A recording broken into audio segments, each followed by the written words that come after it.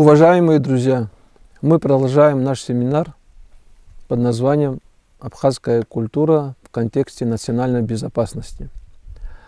Сегодня наша встреча происходит в священном для абхазов месте, у стен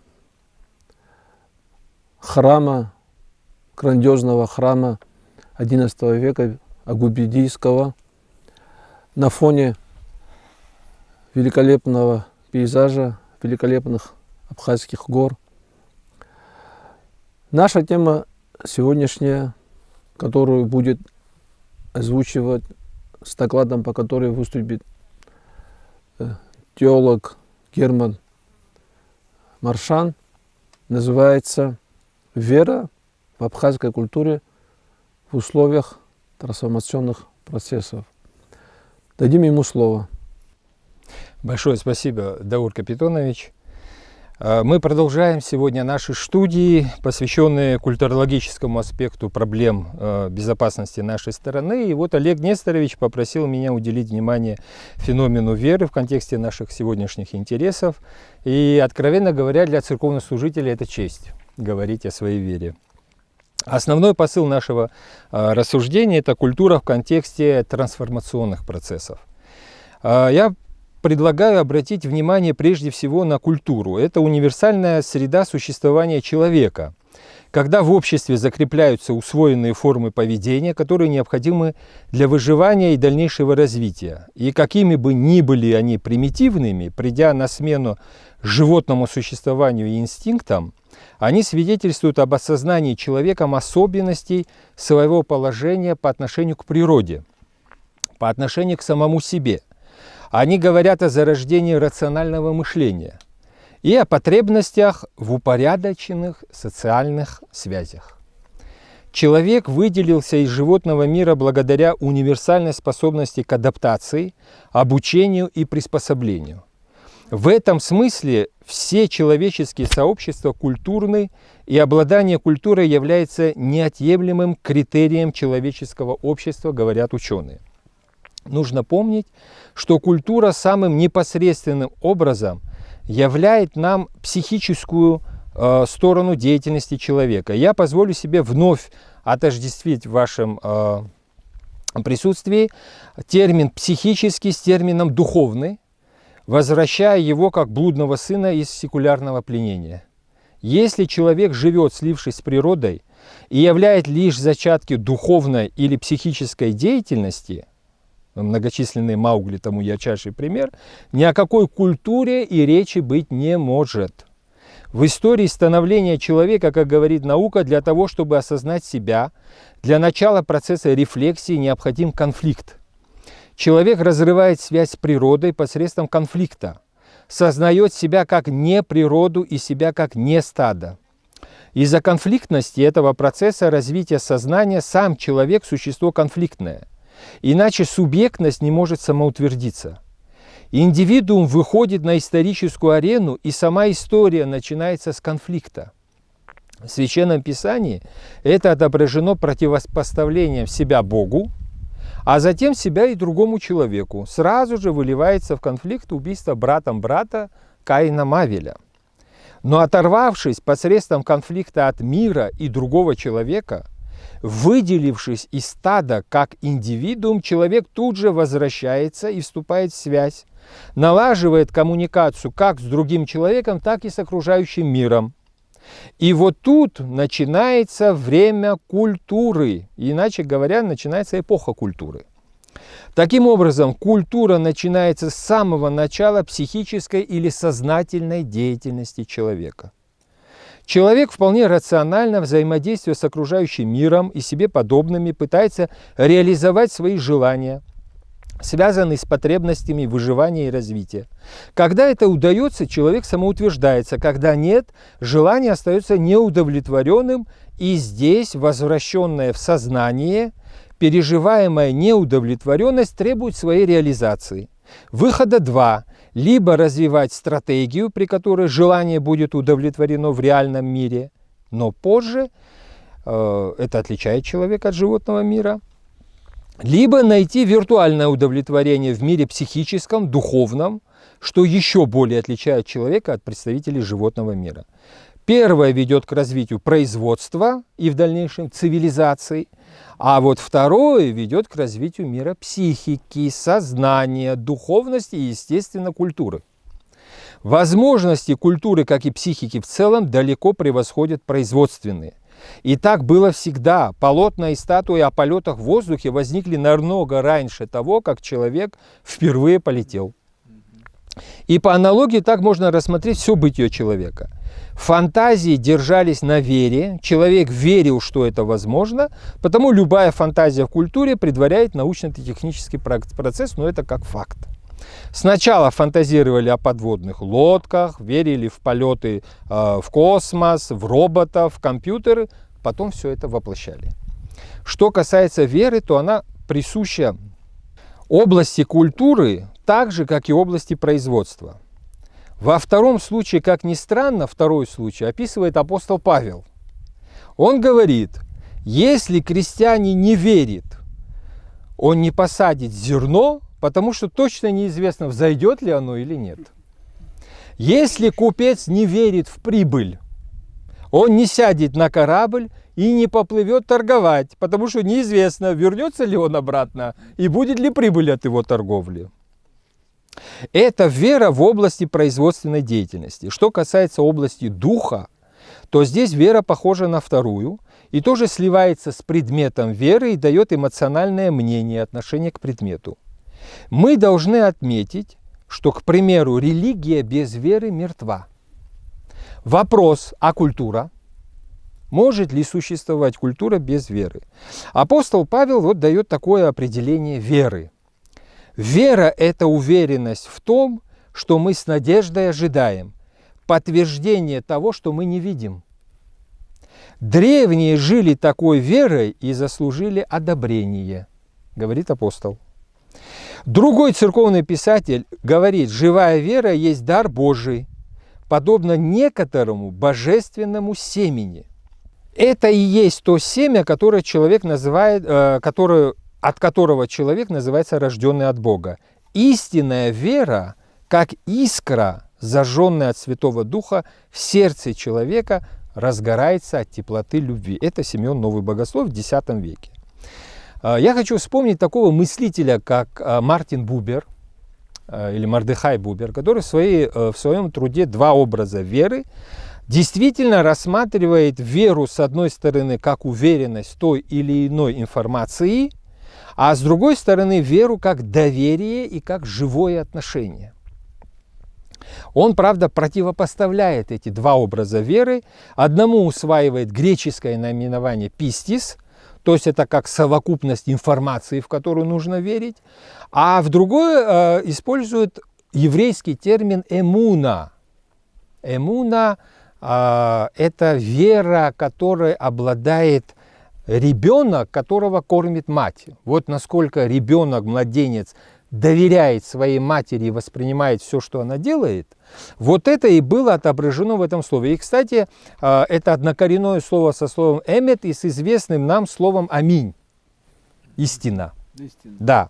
То есть для ребенка все, что мать ему дает, это истина. Оно не подвержено никаким сомнениям. Да. И Мартин Бубер так и говорит, есть только два образа веры. Конечно, существует великое множество содержаний веры, но, собственно, вера известна нам в двух основных формах. Они являются в нашей повседневной жизни. Одна форма веры выражается в том, что я доверяю кому-либо, пусть даже у меня нет достаточных оснований доверять. Какие основания у ребенка, у которого еще нет рефлексии, да?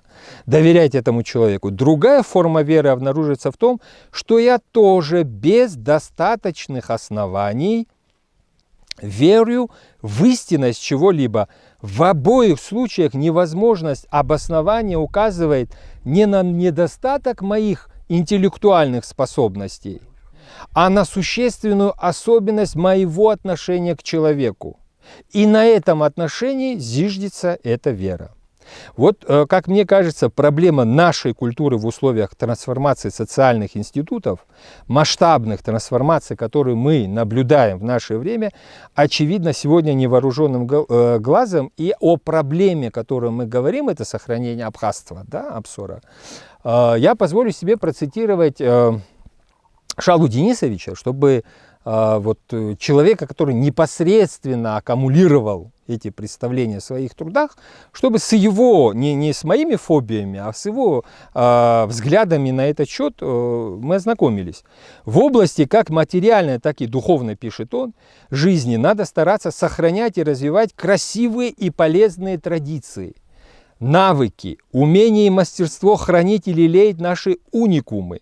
Такие, например, как всемирно известная пчела-абхазянка, прекрасное абхазское железное дерево, редкие сорта винограда, национальная кухня, включая джику, черкеска в комплексе палка, посох, алабаща, родство, взаимопомощь, искусство верховой езды, воспитанное наставничество, песни и танцы, в том числе гениальная песня о ранении, бесподобный абхазский этикет, подлинное религиозное чувство, а не траты силы, средства и времени на устройство чрезмерно больших свадеб с приглашением до 1000 гостей, сбором денег, бесконечным говорением пустых тостов, обильным кормлением вином и водкой всех приходящих на похороны, возведение огромных дорогих могильных памятников, на осуществление жесткой кровной мести, которая уносит в целом больше молодых абхазских жизней, чем любая война и тому подобное. Нас должно беспокоить и заботить многое, как защитить от разрушения и исчезновения доброе, а порой и уникальное духовное наследство, доставшееся нам от отцов и дедов. И вот заканчивает он, мне кажется, гениально. Не слишком отставая при этом от бега времени. То есть это не мертвый консерватизм, да? Да, абсолютно, да. Сегодня у нас совсем не праздный вопрос, говорит он. Как, говоря словами поэта, сберечь огонь, пришедший из веков? Огонь, но не пепел. Пламя, согревающее душу, а не бытовые отходы.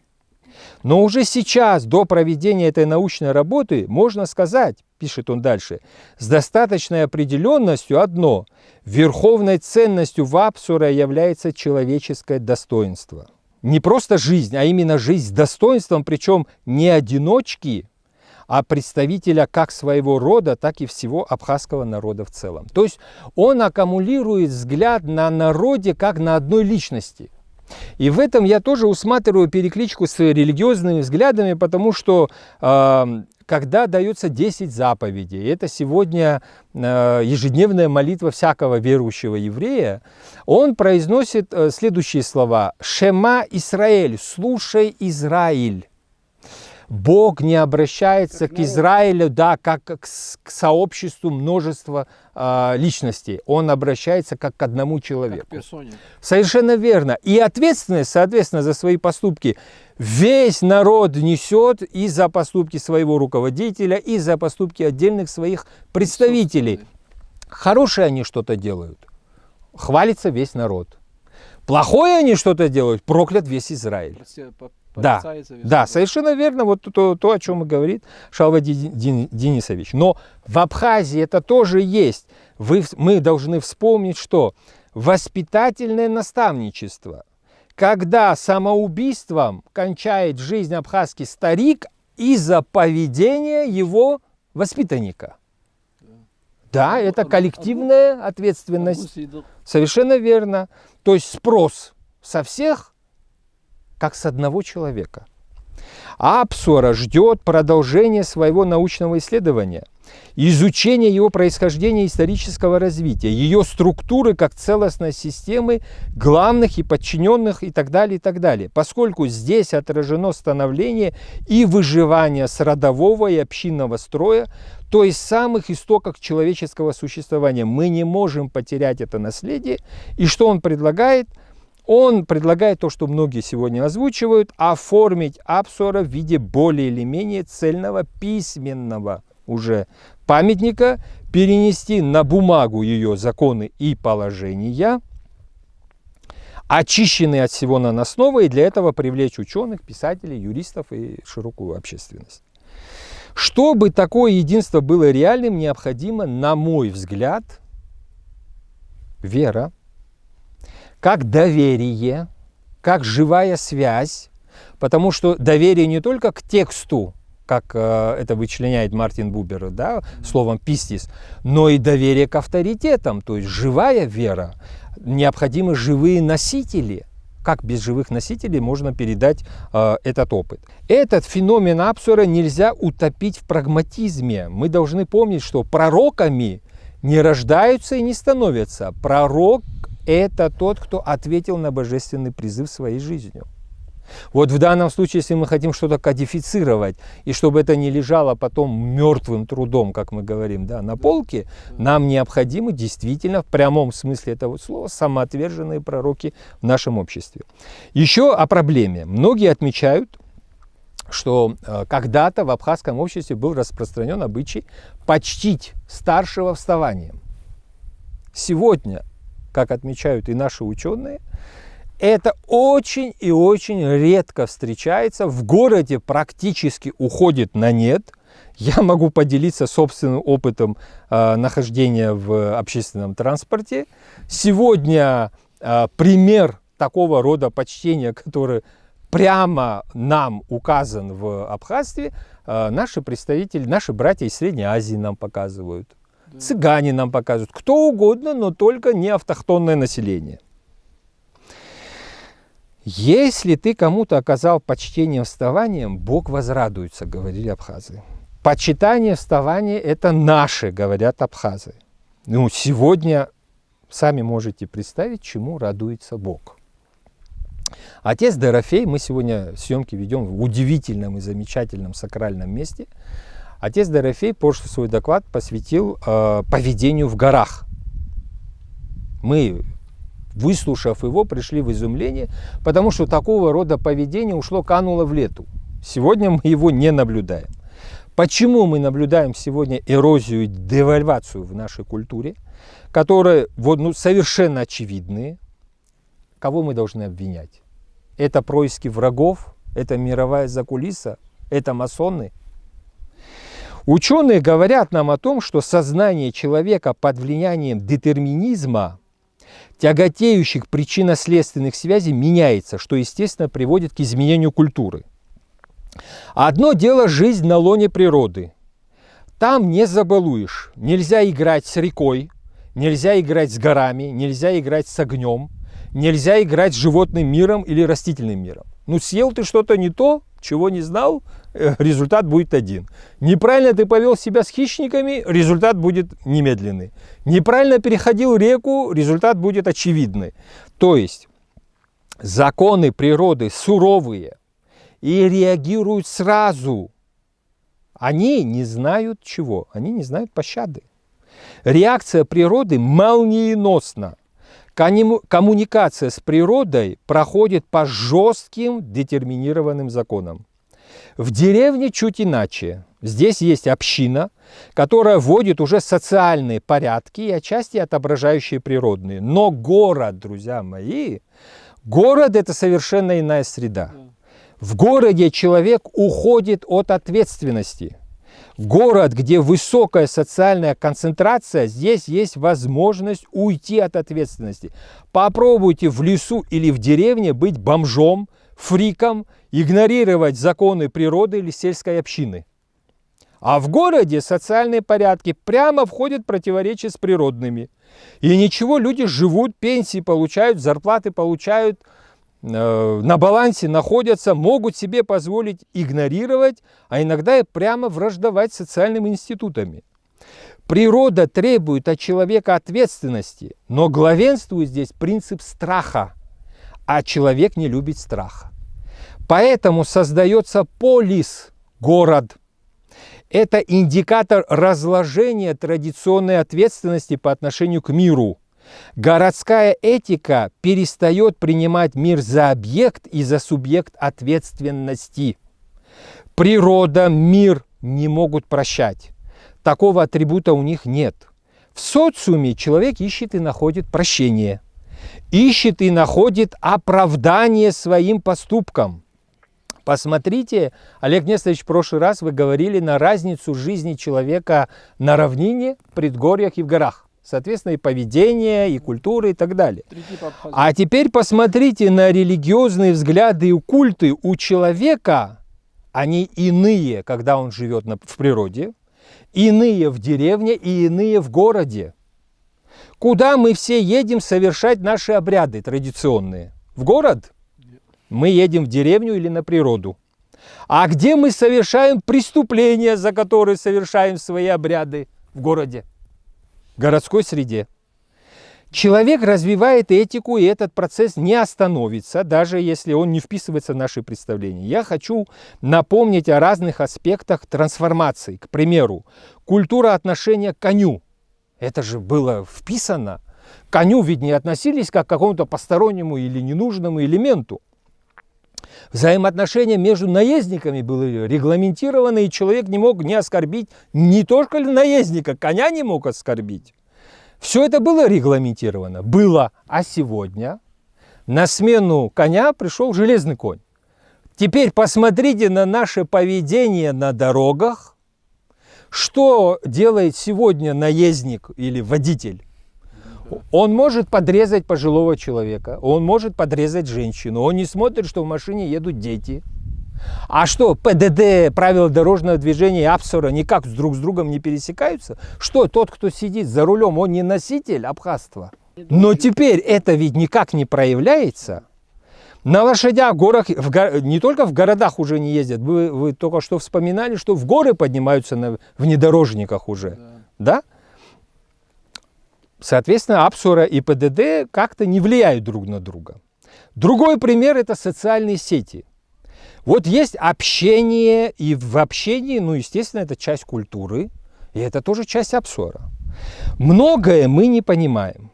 Вот, например, включаем мы онлайн-трансляцию. Вижу я вас, Олег Несторович. Скажите, если я вас вижу впервые во время онлайн-трансляции, я должен почтить вас вставанием или нет? Это определено сегодня абхазством или нет? Далее, мы знаем, что, общаясь друг с другом, мы должны придерживаться определенных правил, благожелательности, сдержанности, определенные речевые стандарты присутствуют. А почему они отсутствуют во время коммуникации через социальные сети? Куда они деваются? Это что, не носители там сидят в социальных сетях? Другой вопрос. Община в деревне и община в городе. У нас произошла колоссальная внутренняя миграция.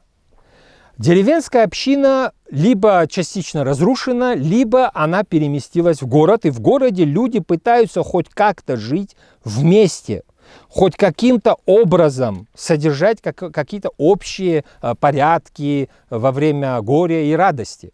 Но мы наблюдаем, что с каждым новым поколением эти традиции вымываются, индивидуализм побеждает.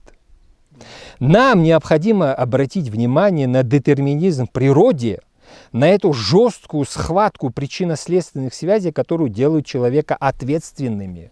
И наоборот, на город, как на среду, где человек становится безответственным. Городская среда – это место, где человек уходит от ответственности, ослабленные предварительно социальными институтами. Например, я приведу пример, о котором отец Дорофей прекрасно знает. Кровавые бескровные жертвы в Римской империи. Слово «паганос», которое означает «сельский житель» или «житель деревни», относилось в IV веке к язычникам. Почему к язычникам? Потому что город с легкостью принял христианство. После того даже, как был и Миланский эдикт о веротерпимости и позже. А деревня нет. Деревня отказалась принимать христианство и продолжала приносить жертвы своим богам. Деревня оказалась традиционной, языческой. И очень долгое время христианство было сосредоточено в городах. Если мы откроем Библию, то там нет послания к каким-то народам, кроме евреев, ну и там тоже источник достаточно оспариваемый. Но мы видим послания, все послания апостолов кому? К жителям городов. Эфеса, римлян, Коринф и так далее. Почему к жителям городов? Почему проповеди именно по городам? Потому что городская среда, как среда, которая стремится к прощению с легкостью и оправданию, с легкостью принимала ту веру, которая несла им прощение и оправдание перед лицом Бога. И поэтому погаными называли жителей деревень и сельских местностей. Город принимает прощение, деревня нет. Деревня еще столетия остается языческой и придерживается архаики. То же самое было и в Советском Союзе. Перепись населения при Сталине в 30-е годы показала, что большинство жителей городов, пролетариат, принял новую веру – коммунизм. Но более 50% жителей, около 70% жителей сельских районов остались православными христианами или мусульманами. Теперь в нашем современном обществе у школы начался процесс урбанизации. Нам необходимы старцы. Вы часто вспоминаете об этом, Олег Несторович, и вспоминаете тех геронд, которые были в Древней Греции. Да? Хранители и коммуниканты поколений. Безусловно, но теперь старцы нужны в полисе. В иной, менее детерминированной среде, менее жесткой социальной среде нужны авторитеты в городской среде. Мы понимаем, что комфорт это является важнейшим культурологическим аспектом. Мы понимаем, что перед нами возникли новые вызовы. Майнинг, которых не было раньше, курорт, которого вообще не было в Абхазии. Когда Яна Златоуста ссылают в Пицунду, его ссылают отнюдь не на курорт, его ссылают в то место, которое он должен погибнуть из-за страшных климатических условий. Более того, когда в советское время уже в Москве рассматривается вопрос о строительстве курортов, Луначарский и Ленин категорически выступают против этого. Почему? Они говорят, потому что там страшный климат, до 15% населения гибнет от малярии. Вы представляете, в каких условиях мы жили, да? Количество синтетической пищи, которая в связи с приходом цивилизации на нас свалилась, мы переварить не можем сегодня. Наше традиционное мировоззрение вполне умещалось между охотой и небольшим земледелием, неважно в родоплеменной период или период феодальный при царях. Но сегодня мы попали в эпоху перемен. Сейчас не время простого выполнения требований и соблюдения традиций. Сейчас еще и время творческого подхода, а он не менее ответственный. Я не хочу сейчас вспоминать, как мы с вами наблюдали при крушении Советского Союза изменение идеологии. Да? Очень много раз можно вспоминать 9 мая, ходить к памятнику, но при этом, если 364 дня в году вам показывают рекламу гамбургера и рекламируют Макдональдс, это и самое лучшее, что я мог выбрать из области маркетинга, да? А один раз в году вы вспоминаете память своих павших предков, которые погибли, защищая страну, ну как вы думаете, какого рода идеология будет в сознании подрастающего поколения? Пришла новая эпоха, эпоха рынка, и он вытесняет архаические взгляды. У нас в первую очередь, потому что мы сегодня говорим о безопасности в нашем контексте. Для продолжения жизни абхазство должно выживать в новых реалиях и внести свою лепту в мировоззрение наших молодых адептов нового поколения. Что нас интересует? Очевидно, что закрепление, равно как и усвоение форм поведения, которые необходимы для выживания и дальнейшего развития в новых условиях, но это невозможно без веры. То есть уверенности в той или иной информации, о которой говорит Мартин Бубер, с одной стороны, то, что он называет словом «пистис», а с другой стороны, веры как доверие к носителям этой информации. То, что он называет еврейским словом «эмуна». И эта задача сегодня стоит перед молодым поколением. Благодарю за внимание. Спасибо, Герман. Очень, я должен сказать, что это очень обстоятельный доклад с привлечением множественных фактов из истории мировой культуры, мировых религий. И в контексте наших абхазских дел. Я, наверное, как ведущий выскажусь в конце, подводя какой-то итог. Теперь прошу, друзья, начнем, наверное, с Олега Несторовича. Ваше мнение и ваши мысли по поводу доклада. Спасибо. Прежде всего я хотел бы заметить, что место, где мы сейчас находимся, я нахожусь второй раз за всю свою жизнь. Первый раз это было где-то более 50 лет тому назад. Я, конечно, восхищен тем, что я вижу, чувствую, ощущаю.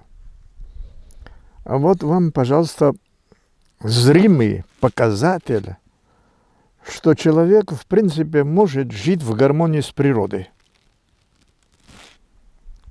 А вот с одной стороны природа что натворила? Значит, она не лицемерит, она однозначно показывает себя. И вот человек сотворил сзади нас.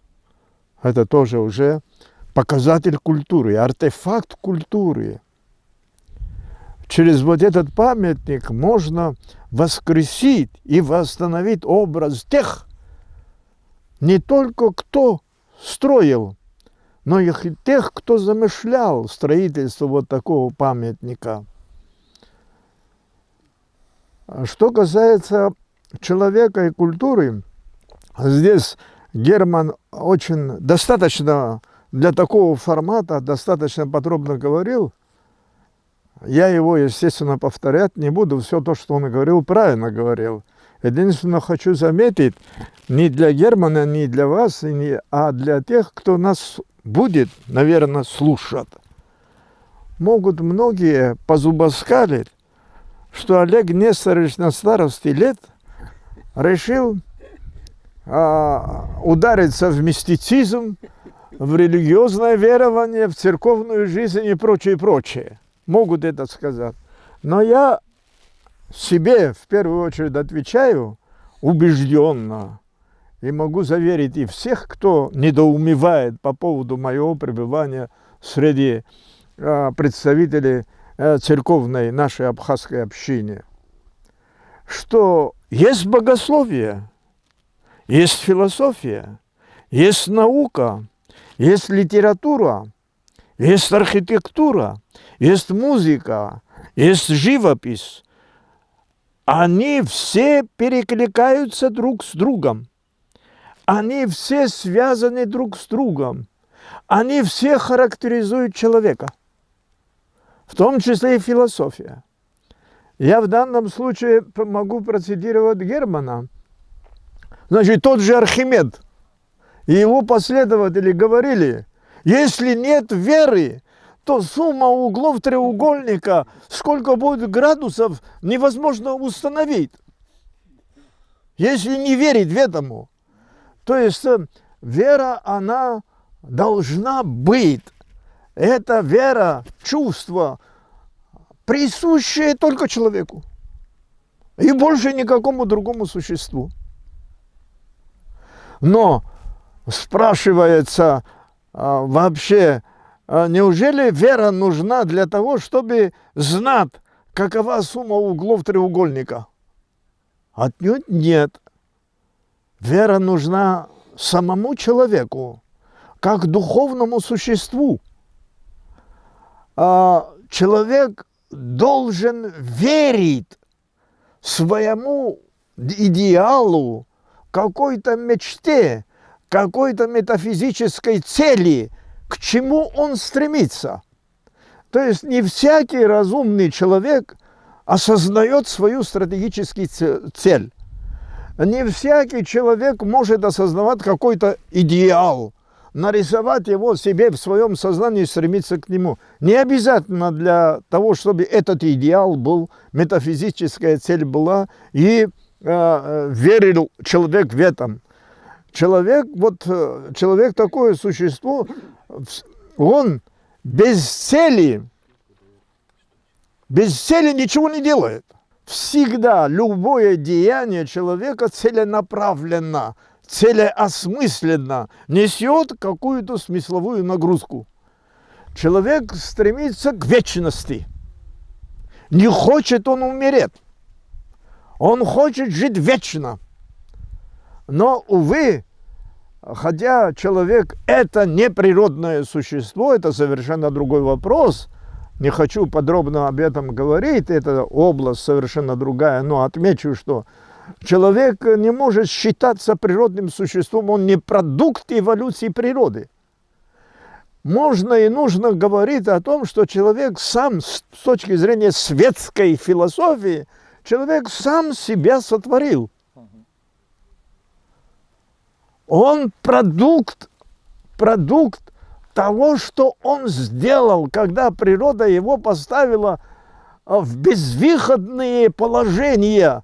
Он должен либо исчезнуть, предки человека, либо найти другой механизм выживания. И люди нашли этот механизм выживания в лице культуры. Культура тоже создана человеком, но он создавал ее для себя, чтобы он жил не только по законам природы, но и по законам и нормам культуры. Это единственное в природе существо, которое живет по этим двум законам.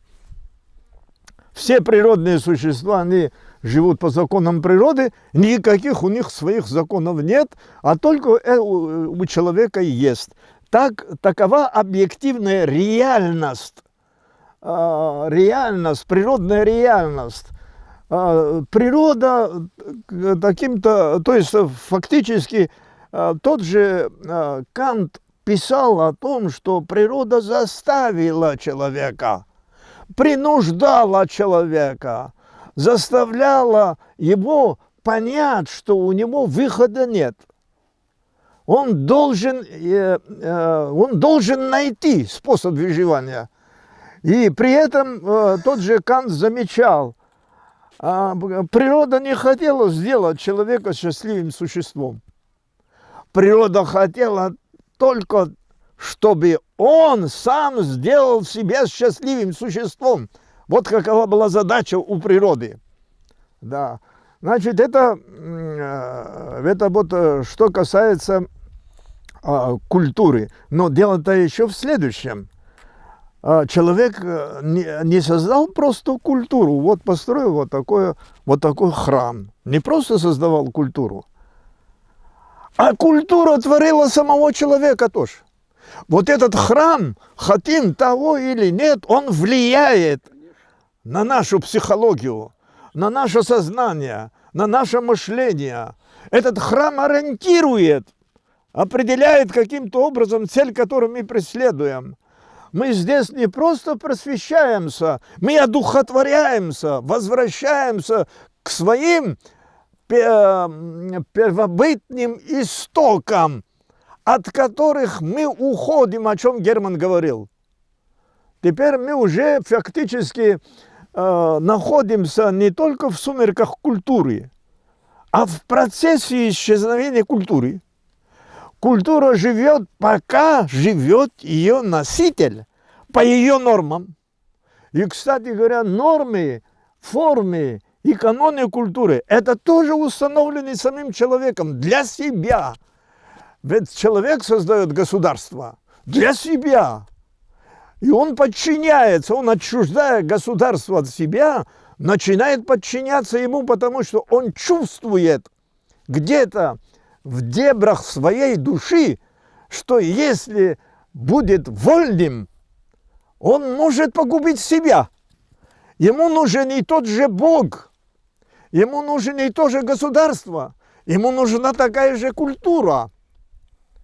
А вот то, что касается цивилизации, в условиях, в которых мы сегодня живем, это техногенная цивилизация. Герман правильно говорил, цивилизация связана с производством. Производство – это потребление. Значит, природа не терпит потребительского отношения к ней. Потому наши предки природу не считали какой-то мертвой планетой. Это был живой организм. Да, это был живой организм. С природой считались, молились. Значит, раньше, когда этих храмов не было, крест вешали на дерево и молились там. То есть все это сегодня забивается, разрушается. И мы трепещем, вот как, когда рыб ловят на сетку и вытаскивают из моря, как они вот копошатся и так далее. Вот так мы копошимся. Да. Но время и предстоящее время гораздо более сложнее, чем мы об этом думаем. И нам грозит, на самом деле, нам, абхазам, грозит очень серьезное испытание, к чему мы, абхазы, сегодня не готовы. А для того, чтобы подготовить, это не значит, кто-то очень умный человек из Европы или Америки или Китая приедет сюда, просвещать нас, объяснять нам. Сами мы должны думать.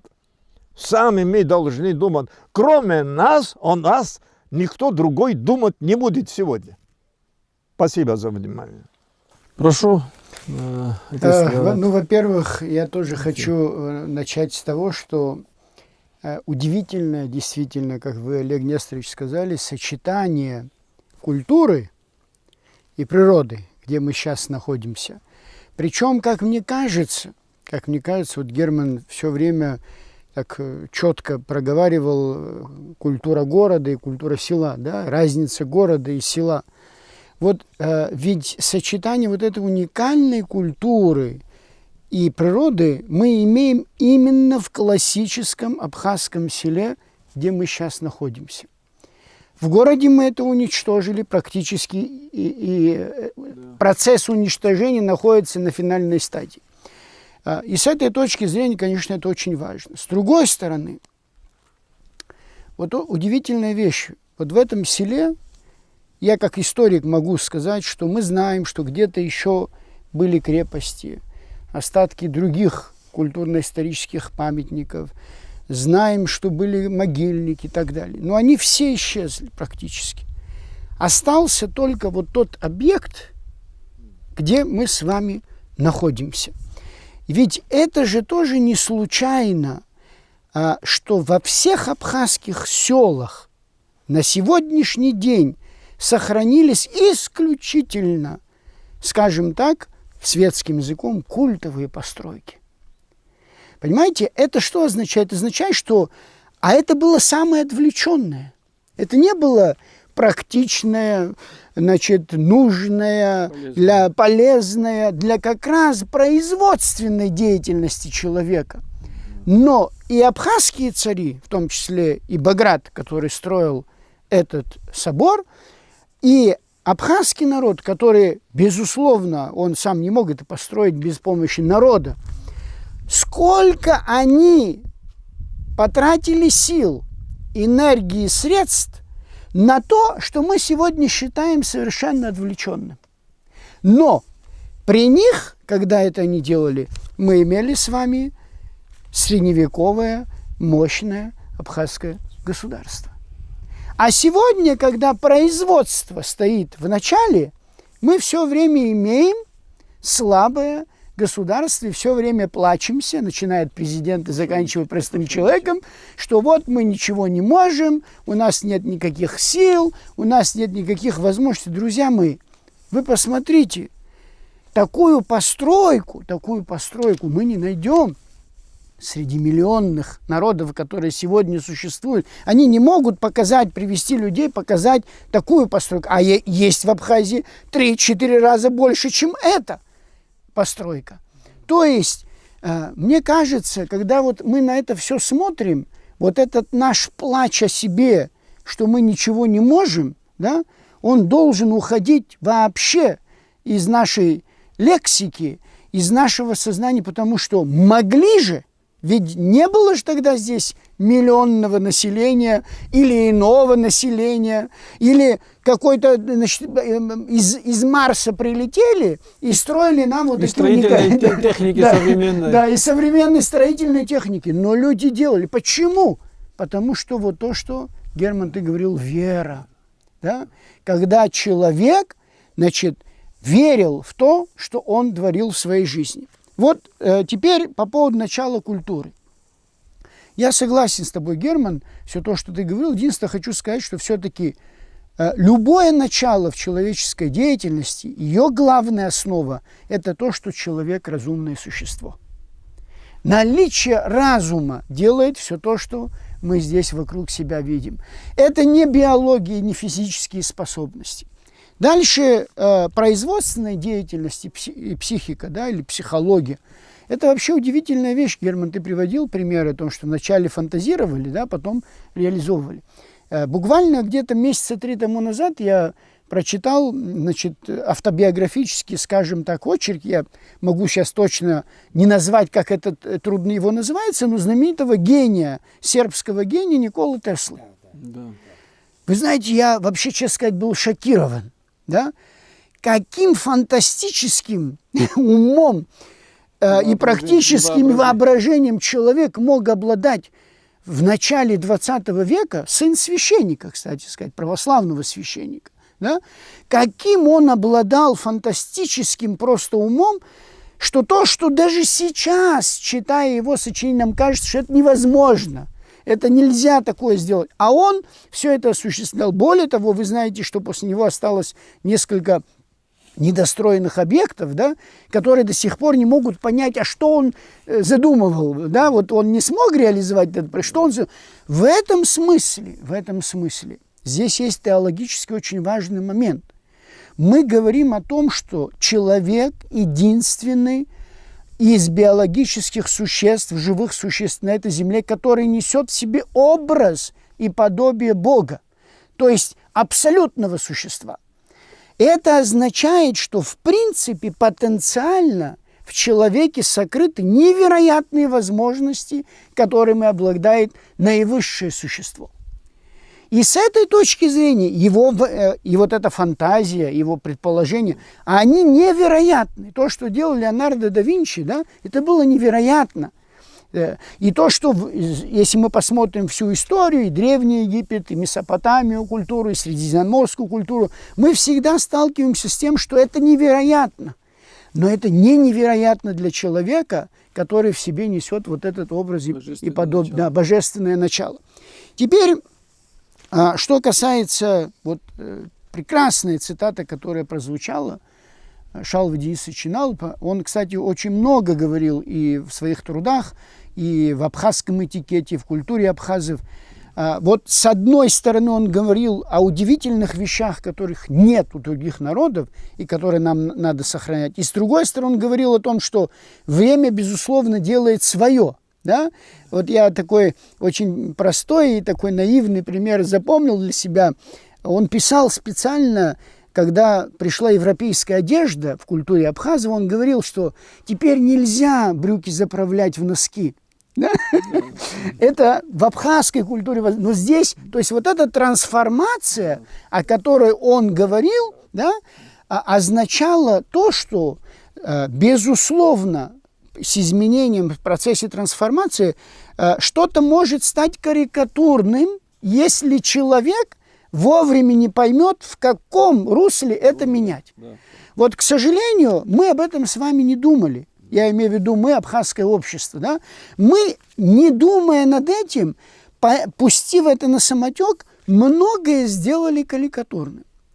Вот мне очень хотелось в рамках нашей беседы, мы, безусловно, все не успевали, но поскольку вот Герман мне напомнил об абхазских свадьбах, то, что критиковал Шалва и Налпа, конечно, серьезная тема в будущем. Нам стоит всем поговорить о культуре одеяния еды и поведения на общественных различных мероприятиях. Потому что то, что сегодня мы видим, это никакого отношения к культуре вообще не имеет, к абхазской культуре. Это мещанство, это совершенно новая психология человека, как раз производства, Герман, и особенно продукта советского производства. Поэтому нам надо серьезно над этим поговорить. Я, когда читаю, как историк, как интересующийся этой темой, читаю описание, как подавали еду абхазы во время застолья, вы понимаете, я просто в шоке. иногда бываю. Когда я поехал, сравнил, я думал, например, к древней греки со своими городами, Герман, как ты совершенно верно заметил, да, где у них формировалась культура. Я думал, что, значит, я увижу совершенно другое, а увидел я классическую абхазскую культуру, то есть ограниченность в еде, непозволительность роскоши, потребление пищи руками.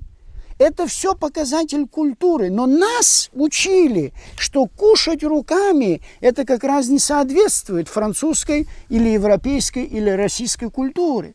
Понимаете? Поэтому в процессе трансформации еще вопрос стоит, с чем мы сравниваем свою культуру, свое поведение, с какой цивилизацией, с какой культурой, с тем, что просто нам доступно, нам ближе, или с тем, что оказалось нам недоступным, но когда-то очень влияло на нас. Теперь вот, Герман, ты сказал по поводу, удивительная эта вещь, когда персонализация народа, да? Восприятие народа как нечто единое целое. Это, безусловно, у абхазов это один из таких важнейших культурных пластов, потому что фамилия, семья, род несет ответственность за человека.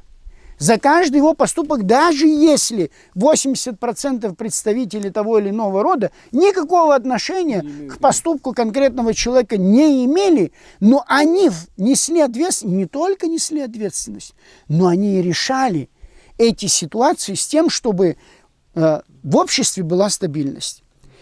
Вот когда ты это сказал, я вспомнил о том, что такое сравнение. Наверное, сообщество человеческое похоже на клетки живого организма человека. Вот клетки вроде бы, они все существуют, но они функционируют вместе.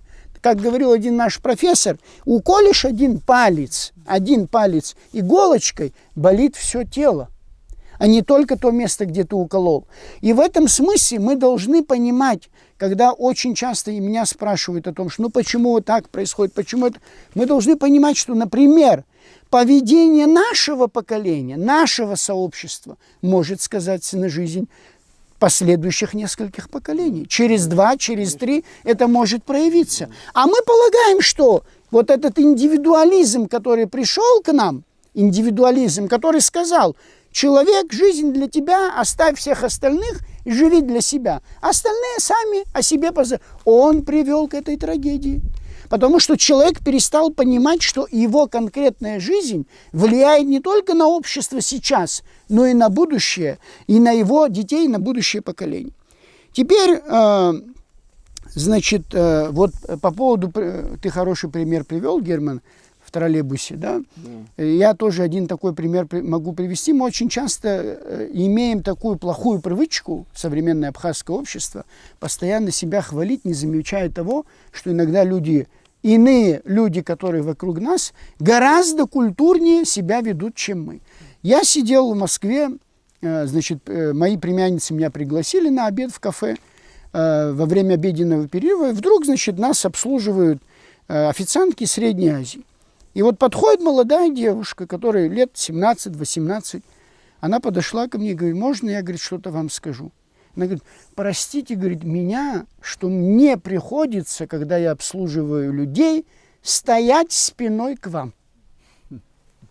Меня это поразило. Я навряд ли сегодня встречу ее возраста молодых людей в Абхазии, которые, оказавшись в такой ситуации, могли бы сказать такую фразу. В этом смысле, конечно, мы должны понимать, что культура существует у всех народов. Культура существует у многих народов и у большинства людей. И что очень хорошие примеры, которые мы имеем у себя, они встречаются и в других местах. Поэтому здесь, может быть, стоит нам призадуматься над тем, оставить вот эту бесконечную хвалу и самоупоение и что-то хорошее тоже снова позаимствовать. Я думаю, что это было бы хорошо. Теперь не согласен я с тобой, Герман, в одном, в такой чрезмерной критике города, да? Поскольку я и носитель греческого языка, в том числе культура в греческом языке – это как раз культура города. Вот. С чем не согласен, я скажу. Одного греческого современного философа спросили, вот вам где лучше творить, существовать, размышлять, в городской среде или в тихом, уютном, укромном месте. Среди людей творчества, вы меня, думаю, поймете, Олег Несторович, да вы нас поймете, часто этот вопрос встает. Я должен быть отшельником в уединении, чтобы сотворить что-то гениальное, да? Либо же я должен быть в гуще мировых человеческих процессов, в том числе городской жизни. Вот и он сказал, что должно быть и то, и другое. И я согласен, почему скажу. Есть такая культура, значит, в Афинах, когда люди пьют кофе, там все открытые пространства, везде стоят эти столики, кофейни и так далее. Такая традиция, люди, сидящие в кафе, должны обязательно смотреть либо на тротуар, либо на улицу, где идут очень много людей.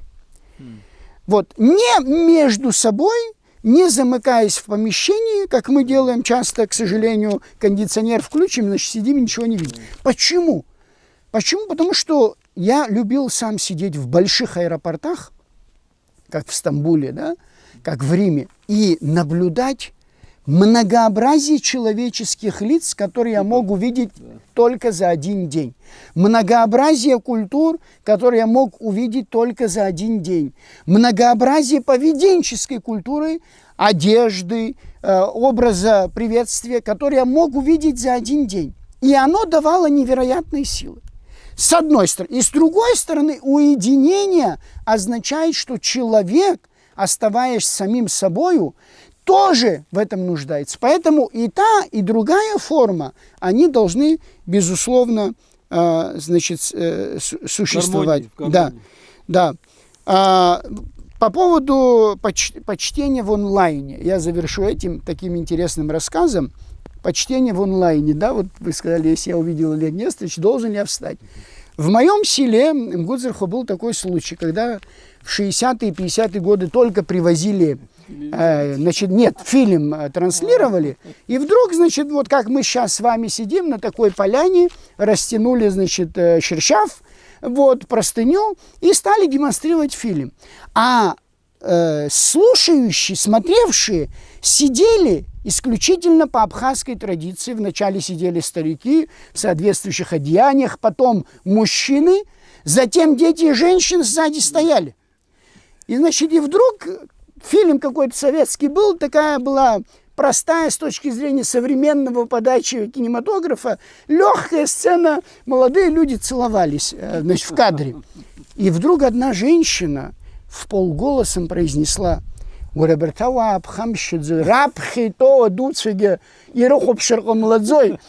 то, что ты говоришь, Герман, это действительно работало. Может, сейчас это не работает, но тогда это работало. И вот на этом хорошем примере я хочу завершить. Спасибо всем вам. Наш семинар называется «Абхазская культура в контексте национальной безопасности». И это сразу же, если мы продолжим логический шаг еще один сделаем, что должно быть главным в нашем абхазском государстве, чтобы это государство защитило наш этнос, защитило нашу страну.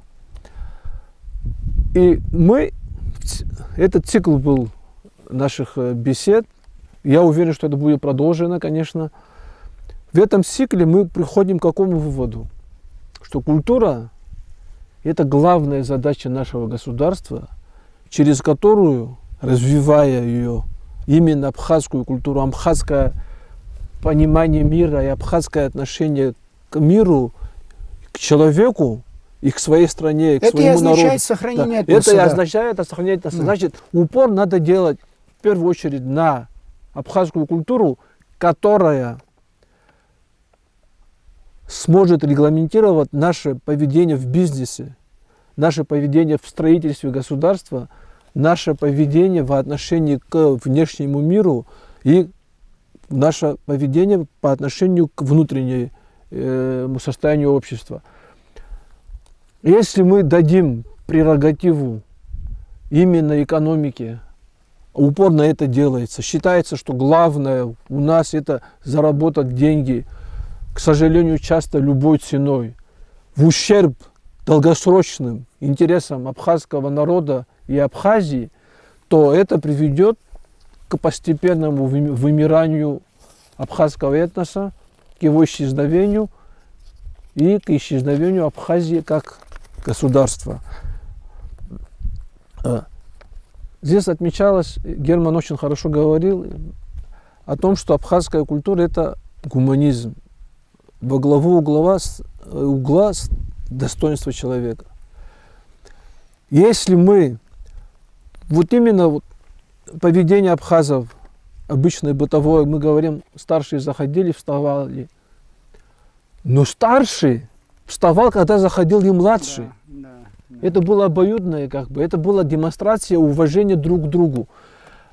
Если мы не будем так вести внутри себя, и так вести по отношению к, как бы, к другим иностранцам, к чужим гостям, у нас не будет никакой перспективы. Это очевидно. Это, надо нам всем это понять и закрепить, развивать эту культуру даже в утилитарном смысле, в некотором роде, чтобы сохраниться.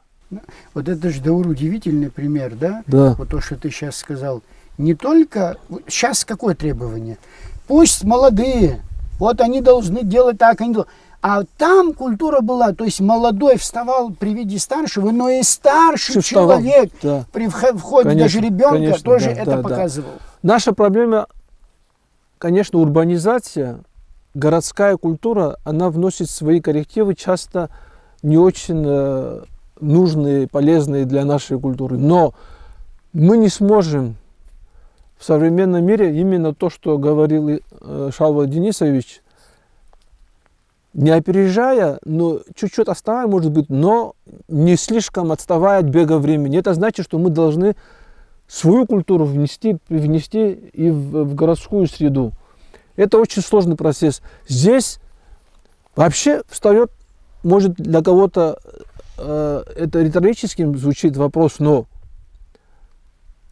то, что мы имеем государство, это для самосохранения нашего этноса, добро или зло, мы еще не знаем. Мы поверили как в аксиому, что да, я тоже так считаю, но все равно поставить такой вопрос, чтобы лишний раз артикулировать его, мне кажется, нам будет полезно. Государство для абхазского этноса добро или зло? Мне кажется, нет однозначного ответа на этот вопрос. Город тоже для абхазского культуры добро или зло? Мы не знаем этого тоже.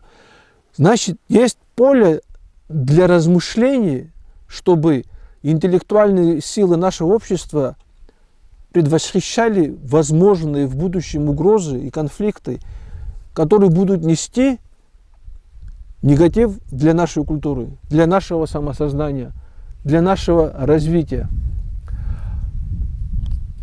Вот абхазы сохранились, мы говорили об этом в предыдущих разговорах.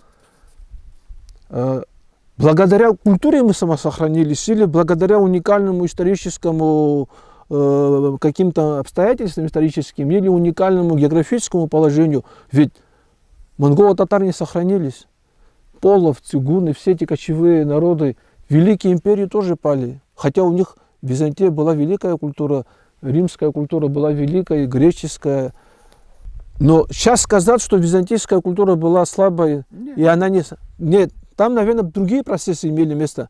Но в нашем случае, может быть, имело место, что вот эта наша культура, наше, опять-таки, миропонимание и мироотношение, может, это позволяло нам как-то выживать. Все равно это парадокс, что малочисленный народ и такая небольшая территория, хотя средневековое Абхазское царство было могучим, сильным, но потом прошло 1000 лет. Но ядро было все равно здесь, да, ядро. Да, ядро здесь было. Да. И вот место, где мы сейчас находимся, и кто это строил, нам показывает направленность их духа, их мыслей, ввысь, именно отвлеченное, абстрактное, не производство. То, что для нас непрактично да, сегодня. Да, не то, что, да. Мало верится, что эти люди сегодня здесь, на этом месте, начали бы строить какую-нибудь гостиницу, тургостиницу или что-то, правда? И эти люди опять строили бы храм, чтобы человеческий взор был обращен ввысь, к небу, к высшим силам, к высшим ценностям. И это яркая демонстрация наших миропонимания и духа наших предков. И это 1000 лет. А чтобы это продолжалось еще 1000 лет, мы должны это все и возродить, и главное понять. Да. Еще раз ощутить это все на себе, Переосмыслить. переосмыслить все это, чтобы и дальше наша история имела продолжение. Мы все этого хотим. Мы в данном случае, как единое целое, как народ, единое целое, можно даже сказать, как биологическое существо, в нем заложен инстинкт самосохранения. Это божественный инстинкт в некотором роде, потому что он хочет свой образ мыслей донести свою кровь вообще-то, свои гены донести до будущего, до страшного суда, в конце концов. И это наша сверхзадача, данная не только нам, поставлена не только перед собой, нами самими, но поставленная еще теми силами, которые опекают нас и направляют, и очень бдительно следят за тем, что мы делаем и творим на этой земле. Олег Несторович. Да, теперь что я хотел заметить, это не замечание, а просто в дополнение к тому, что Давур сейчас говорил. Когда мы говорим о культуре, применительно к Абхазии, должны вот здесь два понятия разграничить и уточнить их смысл. Есть понятие абхазская культура, есть и другое понятие культура Абхазии. Исторически Абхазия была монокультурной. Потом, в недавнее время, уже более столетия, как Абхазия стала поликультурной. Но наличие на территории Абхазии других культурных анклавов – это не помеха для абхазской культуры. Это как раз наоборот подспорье. Ибо мы в живой, обычной и обыденной жизни мы соприкасаемся с другими культурными ценностями и так далее. Это чрезвычайно важно. Важно и другое, что мы сохранить свою культуру, вернуться к ней в ее лоно и сохранить свою культуру не можем, не соприкасаясь со внешними культурными образованиями. Значит, здесь сложности, конечно, тоже возникают. Сложности возникают, потому что культура имеет такое обыкновение замкнутость. В самой себе она достаточно замкнута и не всегда раскрывается, особенно когда речь идет о культурах горских поселений. Есть равнинные культуры, есть горские культуры, между ними тоже разница большая. Но сегодня мир представляет себе какой-то космический клубок смешения ценностей разных культур, разных цивилизаций. И, кстати говоря, когда мы говорим о культуре и о цивилизации, сама цивилизация тоже по-разному понимается. Да. Вот говорят о российской цивилизации, англосаксонской цивилизации, там китайской и прочее, прочее. Цивилизация тоже по-разному понимается. Сейчас самая разрушительная и мощная разрушительная сила стала техногенная цивилизация. Ее не следует смешивать, например, скажем, древнегреческой, римской, хотя римляне тоже были завоевателями, или персидской, или там древнеегипетской и так далее, значит. То есть по-разному тоже эта цивилизация употребляется, а сегодня нам приходится акцент ставить на угрозу со стороны техногенной цивилизации западного образца. Западный это вовсе не значит, что Запад мы должны критиковать, отвергать, не считаться и так далее. Законы Ньютона, по которым мы своих детей учим, придется нам учить их по этим же законам.